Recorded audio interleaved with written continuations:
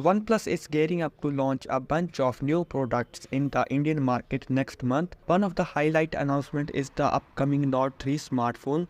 New leaks has revealed the key specification and design from leaked promotional render. OnePlus Nord 3 specs and design revealed. Looking at the leaked promotional images, we can see that the Nord 3 will be equipped with the MediaTek Dimensity 9000. This chipset will be paired with up to 16 GB of LPDDR5X RAM and will offer a vapor chamber cooling system to manage thermals. Apart from just its specifications, the leaked renders also offer us a look at the device's design. We can see that the front houses a center-aligned punch hole cutout for the selfie shooter, while the rear features two circular camera modules that house its three image sensors. The two camera modules are flanked by a dual LED flash system as well. On the left side, one can find the volume rockers. Meanwhile, the right side houses the power button and the alert slider. The device will sport a tall 6.74-inch AMOLED display with a full HD plus resolution and 120 Hz refresh rate. The rear features a 50-megapixel triple camera setup, while the front is expected to house a 16-megapixel selfie shooter. Under the hood,